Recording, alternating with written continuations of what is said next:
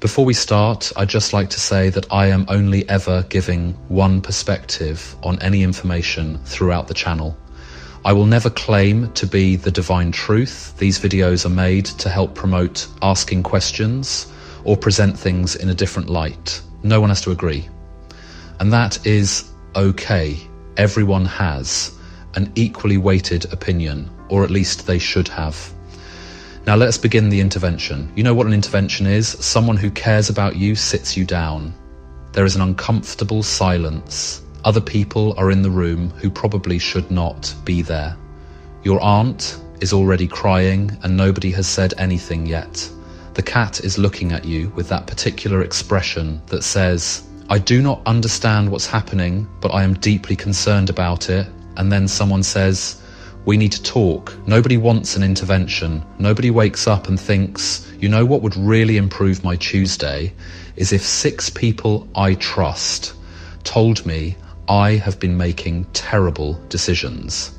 That is not on anyone's wish list. That is not a birthday present. Although, to be fair, neither was the hot pot. But here we are.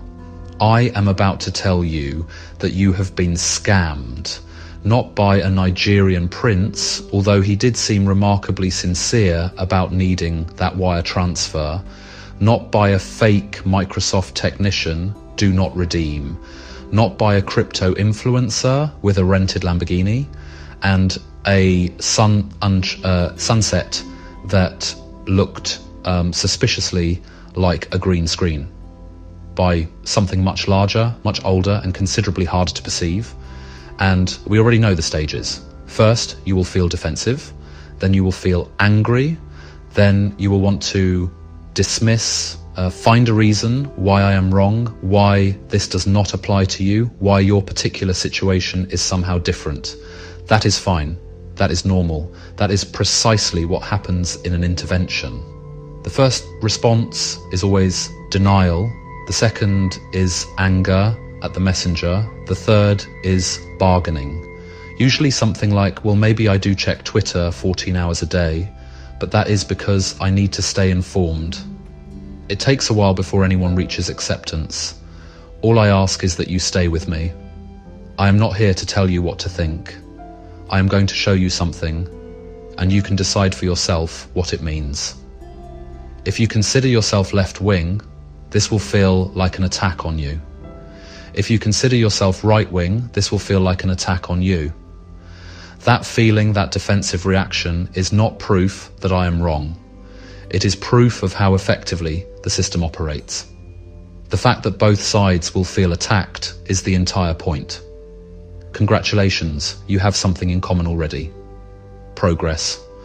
Let me tell you something about history. Every society, every civilization, every empire that has ever existed has utilized a dominant divider, a mechanism for splitting the population into groups, us and them, in and out, acceptable and unacceptable. Sometimes it was religion, Catholic versus Protestant, Christian versus Muslim, Hindu versus Buddhist, centuries of violence over what amounts to a difference of opinion about the afterlife. Nobody has ever returned to confirm who was correct, but do not let that stop you, murdering your cousin over it. Sometimes it was sex, men versus women. Keep half the population out of power by telling them God made them inferior. Very convenient for the men who wrote down what God supposedly said.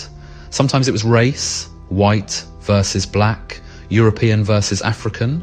Draw a line based on melanin and construct an entire economy upon it. And now it is left versus right, liberal versus conservative, progressive versus traditional. Notice something, the divider changes, the method remains constant, and the people at the top remain at the top. That is not coincidental. This is not about your beliefs. It is about who benefits from you having them. I am not here to change your mind. I am here to show you who changed it for you.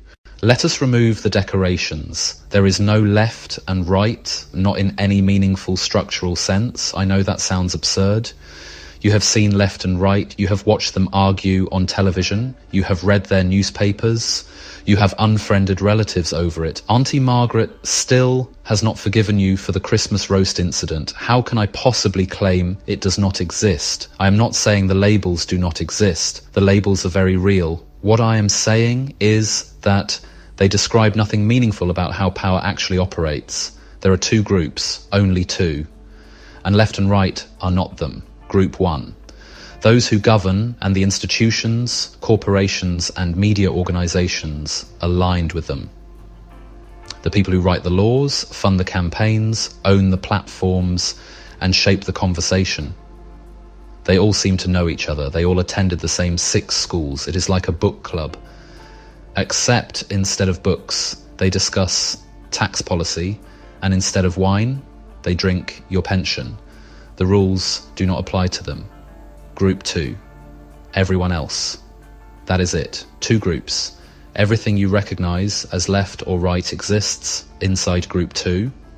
Everyone you have ever argued with about politics is in the same group as you. You are both in Group 2. You are fighting each other while Group 1 observes. They are not even concealing their popcorn at this point.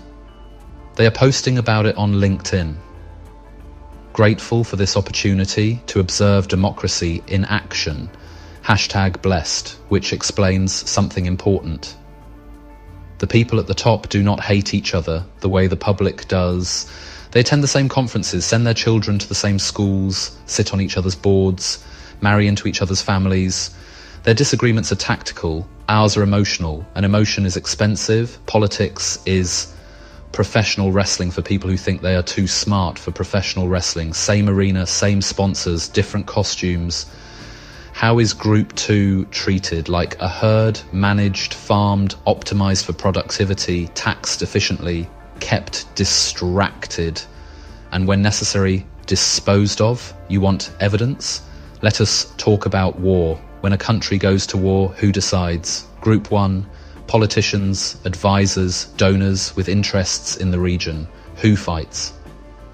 Group 2, working class boys from towns nobody has heard of. When was the last time a Prime Minister's son was on the front line?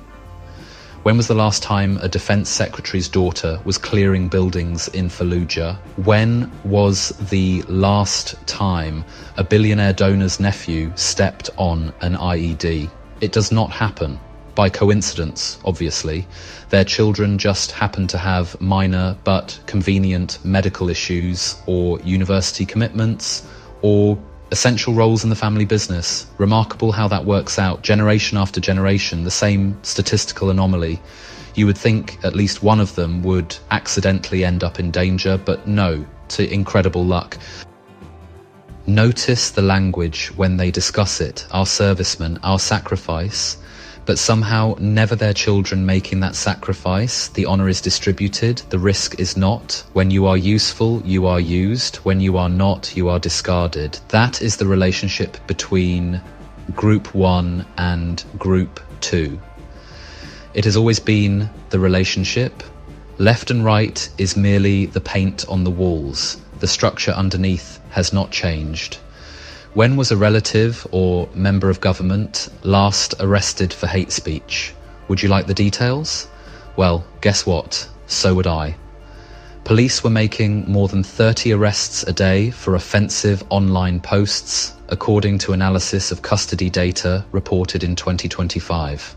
That equates to roughly 12,000 arrests per year for these communications offences. Nearly 300 people were charged with online speech crimes after the Online Safety Act came into force, with 67 convictions reported by February 2025. There is no evidence that any UK government minister has ever been arrested for online speech. Do you want to see what it looks like in the UK when someone from Team B tries to stand up to the system? Tommy Robinson, state-organised psychological warfare. In the United States, Democratic and Republican presidents appoint the same Goldman Sachs executives to Treasury. In the United Kingdom, Labour and Conservative prime ministers award contracts to the same corporations. The division is theatre, the unity at the top is structural, left and right argue. Power persists. That is the formula. It has functioned for centuries. It is functioning right now. Divide and conquer is not a conspiracy slogan. It is a governing strategy older than modern nation states, with a substantial body of psychological research explaining precisely why it works. Divide et impera, divide and rule, a Roman maxim. Julius Caesar deployed it to conquer Gaul, turning tribes against each other while he eliminated them one by one. 2,000 years ago, still effective. We have smartphones now, and we are still susceptible to a technique invented by a man who believed the sun was a deity. The British Empire refined it into administrative science. In India, before British rule, the boundaries between Hindu and Muslim communities were fluid. People intermarried, they shared festivals, they coexisted for centuries. The British changed that. Lord Elphinstone wrote, and I quote, "Divide et impera was an old Roman maximal, and it shall be ours. It shall be ours." They documented it. This was not an accident. This was policy. They actually minuted it, placed it in the official records. That is how confident they were that nobody would ever hold them accountable. And they were correct. After the 1857 rebellion, when Hindu and Muslim soldiers fought side by side against British rule, the empire made a decision that could never happen again. A systematic policy of fomenting separate consciousness was implemented. They created separate electorates. Muslim voters could only vote for Muslim candidates. Hindu voters for Hindu candidates. They divided the census by religion. They appointed administrators who favoured one group over another in each region. They transformed neighbours into competitors. By 1947, when the British departed, the division was so complete that partition killed over 1 million people. 17 million were displaced. People who had lived together for generations were now killing each other. The British did not cause all of India's problems, but they deliberately exacerbated them because division made control easier. That is documented. That is in the archives. That is history. Now let us examine the psychology. In the 1970s, psychologist Henri Tajfel designed an experiment to understand the minimal conditions required to trigger prejudice. He took schoolboys who knew each other and divided them into two groups based on nothing, literally nothing, a coin flip, a preference for one abstract painting over another. These were meaningless categories. The boys knew they were meaningless, and yet, within minutes, they began favouring their own group and discriminating against the other. This is called the minimal group paradigm. It demonstrates that humans will form tribal loyalties based on almost any distinction, no matter how arbitrary. Give someone a coloured shirt and they will begin believing the other colour is inferior. Give them a hat and they will die for the hat. Millions of years of evolution, and we can be manipulated by headwear. We are neurologically wired for this. In-group, out-group, us, them. It is embedded in human psychology, likely because it helped our ancestors survive in small tribes competing for resources. But that instinct can be exploited. If you understand that humans will automatically sort themselves into tribes based on arbitrary labels, and you control the labels, you control the tribes. Once you identify with a label, you begin defending it like territory. The label becomes incorporated into your identity. Attacking the label feels like attacking you personally. You stop thinking, you start reacting, you stop evaluating arguments on merit. You start evaluating them based on which team proposed them. This is not a bug in human psychology. For those who wish to control populations, it is a feature. And notice something important. Most people did not choose their label. It was applied to them. Most people now categorized as right-wing spent years saying, I am not right-wing. It did not matter, because once the label adheres, denial becomes irrelevant. You are already inside the frame. It is like being called bald. You can argue all you want, but everyone can see your head. Fear plus identity equals compliance. That is the formula. It has not changed in 2,000 years. If divide and conquer is the strategy, the media is the delivery system. This is not an insult, it is a business model. Let me provide you with the data on media ownership in the United Kingdom. 3 companies control 90% of national newspaper circulation. 3. DMG Media, News UK and Reach. Between them, they own the Daily Mail, the Metro, the Eye, the Sun, the Times, the Daily Mirror, the Daily Express and the Daily Star. These same 3 companies account for more than 40% of the total audience reach of the top 50 online news brands in the country. A handful of corporations determining what 40 million people think about every single day. This is not a free press, this is a cartel with a dictionary. Most major media organizations are owned by the same economic class as political leadership, funded by advertising from the same corporations lobbying government and measured by engagement rather than accuracy, which means outrage outperforms explanation, conflict outperforms nuance, fear outperforms calm. Your anger is their revenue stream. You are not the customer, you are the product. And business is excellent. They should send you a thank you card, really. Dear, valued, rage contributor, your fury helped us exceed quarterly targets. There are now entire organizations dedicated to tracking how biased news outlets are. All Sides, Ad Fontes Media. They publish charts showing where each outlet falls on the political spectrum. The fact that these charts need to exist tells you everything. If journalists were fulfilling their function, if they were reporting facts without agenda, you would not require a website to inform you which direction the spin was coming from. But bias is not the most damaging element. The most damaging element is selection. Observe what happens when there is a protest, any protest, on any issue. The cameras locate the least articulate person present, the one who cannot explain their position coherently, the one who appears angry or confused or extreme. That person becomes the face of the movement.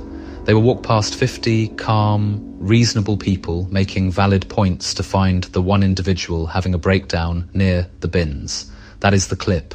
That is the story. That is the other side. An elderly woman from a village church choir who has concerns about housing policy becomes far right. A confused teenager experiencing a mental health crisis becomes the radical left. Neither represents anyone. Both are selected specifically to make you despise the other side. It is not journalism, it is character casting. And once algorithms enter the picture, the process becomes automated. You are shown content that confirms your identity, then content that enrages you about the other side, then reassurance that your rage is justified. That is not news. That is emotional farming. You are the crop, and here is the connection that rarely gets discussed. Mental health services in this country have been systematically dismantled for decades. This is not merely underfunding. NHS mental health beds fell by 25% between 2011 and 2021. 40% of mental health trusts experienced budget cuts, but it extends beyond beds. Access to medication has been reduced. Waiting lists have expanded dramatically. A 54% increase in referrals between 2016 and 2022 was met with only a 10.9% increase in funding. Community mental health services cannot meet demand. Crisis teams are overwhelmed. People who need help are being turned away or waiting months, sometimes years. In 2023, 20% of children aged 8 to 16 had a probable mental disorder, up from 12% in 2017. Among 17 to 19-year-olds, it increased from 10% to 23%. That is not a health crisis. That is a generation being systematically abandoned. And here is what nobody will articulate publicly. An unstable population is easier to manipulate. People in crisis do not think clearly.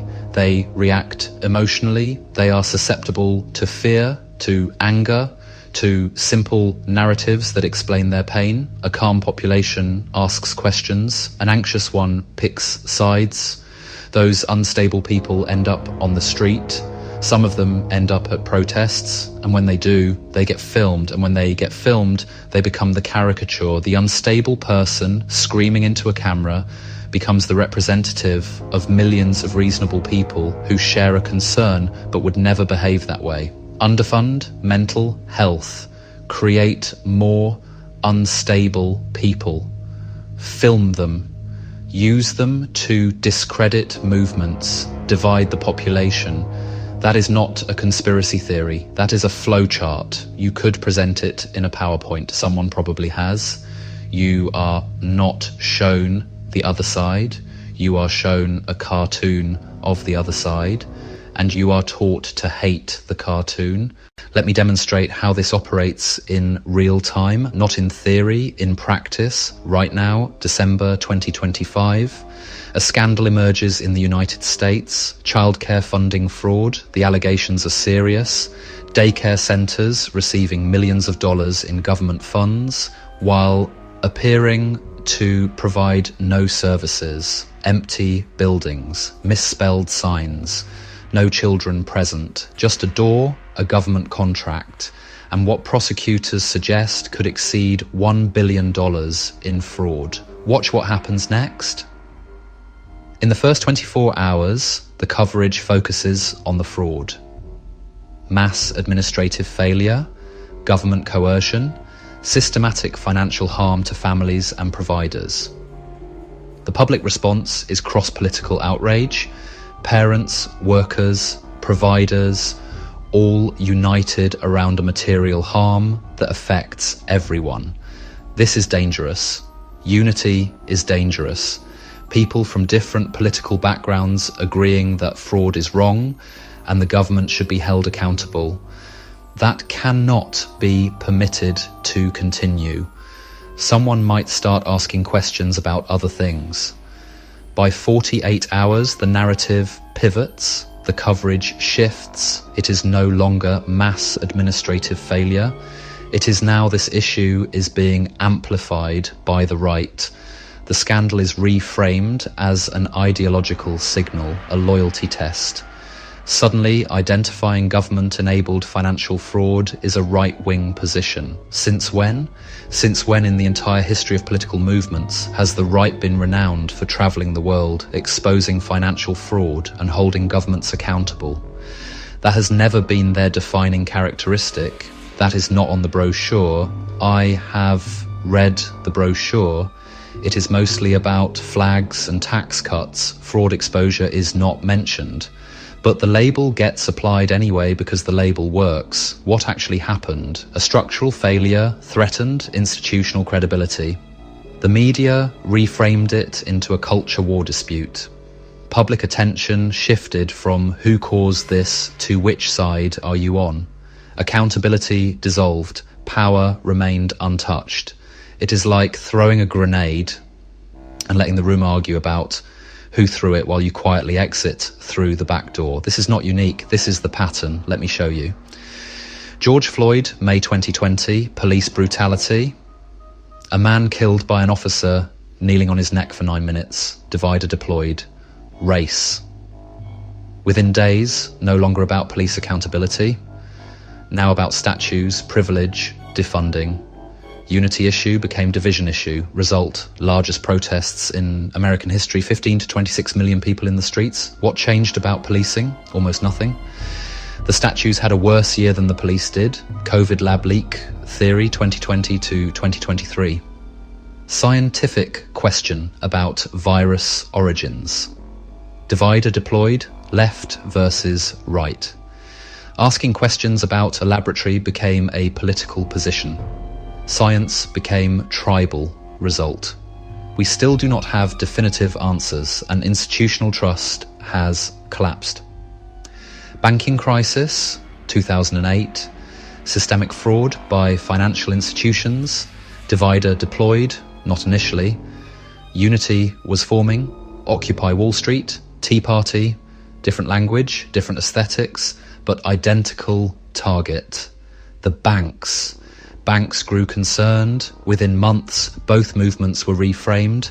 Occupy became unwashed hippies with drum circles. Tea Party became racists with tricorn hats. The banks received bailouts. The executives received bonuses. Nobody went to prison. The only people who lost their homes were the ones the banks defrauded. See the pattern? Any issue that might unite people against power gets reframed.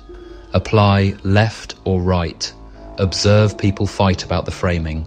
Original issue disappears. When identifying fraud becomes a side, fraud has already won. Here is the trap. Once you begin defending yourself as a label, you have already lost, because now you are fighting on terrain someone else designed. Most people categorized as right did not choose that label. They questioned one thing: immigration policy, taxation, a piece of legislation, and suddenly they were assigned to a team. Now they are expected to defend positions they never chose, attack people they have nothing against, and view everyone with a different label as an enemy. Most people categorized as left did not choose that label either. They supported one thing: healthcare access, environmental policy, workers' rights, and suddenly they too were assigned to a team, expected to defend positions they never chose, attack people they have nothing against, and view everyone with a different label as an enemy. Once you accept the label, you have entered the trap. Once you identify as left or right, they have won. You are now playing their game, on their board with their rules. And the house always wins. That is why it is called the house. They named it after themselves. That should have been a clue. The people presented as the left do not recognize themselves in the portrayal. The people presented as the right do not either. Yet both sides argue with the caricature as if it were real. It is like being in a fight where both of you are swinging at cardboard cutouts while someone else empties your wallet. Here is the truth about the political spectrum. Genuine socialists who want worker ownership of the means of production barely exist in mainstream politics. Genuine traditionalists who want to return to some imagined past barely exist either. What we have is two versions of the same corporate serving centre, painted different colours, same donors, same outcomes, different ties. One wears red, one wears blue. Both cash the same cheques. I got called far right for asking a question about immigration. I have voted Labour my entire life. I got called a communist for supporting the NHS. I own a small business. The label does not describe you, it controls you. The moment you accept it, you stop evaluating ideas on merit and start evaluating them based on which team proposed them. That is not thinking, that is sorting. You are not a citizen anymore, you are a filing cabinet.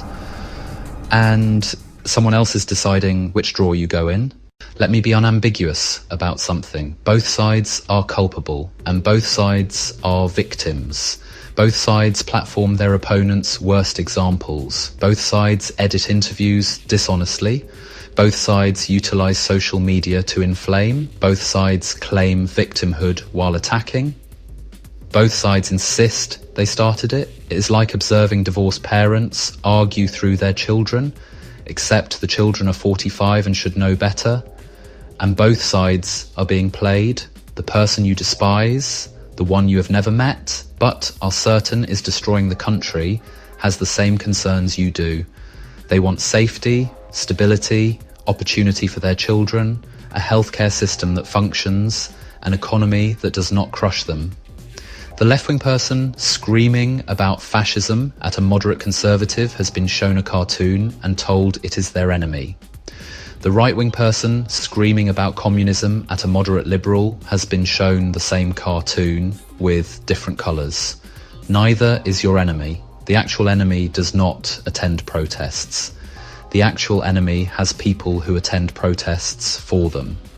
The actual enemy does not argue on Twitter. The actual enemy owns Twitter, or did, then sold it. then possibly regretted it. Difficult to determine with that one. While you fight each other, someone else sets your rent. While you argue about pronouns, someone else sets your wages. While you debate statues, someone else sets your energy prices. And then they tell you to blame each other. Goldman Sachs does not care if you vote Labour or Conservative. They have donated to both. They have employed both. They have lobbyists working with both. When a politician leaves office, they frequently go to work for the same banks and corporations, regardless of which party they served. The revolving door spins for everyone. Very egalitarian, that door. Does not discriminate at all. Equal opportunity corruption. President Obama appointed Goldman Sachs executives. President Trump appointed Goldman Sachs executives. President Biden appointed Goldman Sachs executives. Different parties. Same door, same beneficiaries. The logo on the building does not change, just the logo on the podium. Left and right argue. Power persists. There is a real division. It simply is not left versus right. It is between those who establish the rules and those who live under them. Those insulated from consequences and those exposed to them, those who profit during crises and those who absorb the damage. Why is unity feared? Because a united population asks questions. A united population demands accountability. A united population looks up instead of sideways. A divided population fights itself. And while it fights itself, it does not notice what is happening above. Consider the historical evidence. Examine what happens when populations are kept divided versus when they unify. Iran, 2009, the Green Movement. Millions in the streets demanding electoral accountability. The regime's response was not military at first, it was division. Reformists against principalists, urban against rural, secular against religious, protesters against protesters. The movement fragmented, the regime survived, nothing changed. Venezuela, 2017 onwards. Mass protests against economic collapse. The government's strategy was identical. Frame opposition as elitist, frame supporters as authentic. Create internal division within opposition ranks. Moderate versus radical. Negotiation versus confrontation. The opposition splintered. Maduro remained. Nothing changed. Hong Kong, 2019 to 2020, massive pro-democracy protests. Initial unity was remarkable. Then came the splits. Peaceful versus confrontational. Moderate versus localist. Young versus old. By the time the national security law arrived, the movement was already fracturing. Beijing won. Nothing changed. Syria, 2011. The Arab Spring arrives. Initially unified protests against Assad. The regime immediately exploited sectarian divisions. Sunni against Alawi. Secular against Islamist. Within months, a protest movement became a civil war. Millions displaced, hundreds of thousands dead. Assad remained. Nothing changed. Now contrast these with moments of genuine unity. The civil rights movement succeeded not through division, but through coalition. Black and white, religious and secular, north and south. When unity held, legislation passed. When unity fractured, progress stalled. The fall of the Berlin Wall, East Germans unified across political lines. Workers, intellectuals, Christians, socialists. The state could not survive a population that stopped fighting itself. The pattern is consistent throughout modern history. No positive structural change has ever been achieved while the population was fighting against itself. Division is not a side effect of failed movements. Division is why movements fail. Those in power understand this. They have always understood this. That is why they invest so heavily in maintaining it. Division is cheaper than reform. It is cheaper to run a news cycle that makes people hate each other than to fix the systems that are failing them. It is cheaper to create two teams and let them exhaust themselves than to provide healthcare, housing, and economic security. They need us divided. Unity is their nightmare. The most expensive thing in politics is a population that agrees. Agreement costs money, division is free. Actually, division generates money. That is even better. Division is profit. Discord is revenue. Your hatred is a line item on someone's quarterly report. So here we are, back where we started. This was an intervention, not because you are unintelligent. The system works best on intelligent people who assume good faith. That is you, that is me, that is everyone watching. I have shown you the mechanism, the history, the psychology, the media machine, the current examples, the beneficiaries, the historical evidence that division serves only those who impose it. I have not told you what to think. I have shown you who has been telling you what to think and why. Here is the question to carry forward. Every time you feel rage at the other side, ask who benefits from that rage.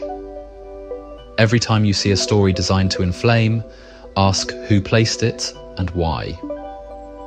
Every time something becomes left versus right, ask what just escaped accountability. You are not left or right, you are a person. So is the one you have been taught to hate. The only people who benefit from that hatred are the ones who are not in the fight. Fear plus identity equals compliance. That is the formula. It has not changed in 2,000 years. But it only works if you do not see it. Now you see it. Once you see it, you cannot unsee it. Once you understand the game, you can choose not to play. Once you recognize the labels as tools of control, you can refuse to wear them. This is not a call for revolution. This is not a call for violence. This is a call for recognition. See the structure clearly. Understand who benefits from your anger and who pays the cost of it. Nothing positive will change until we unify as one.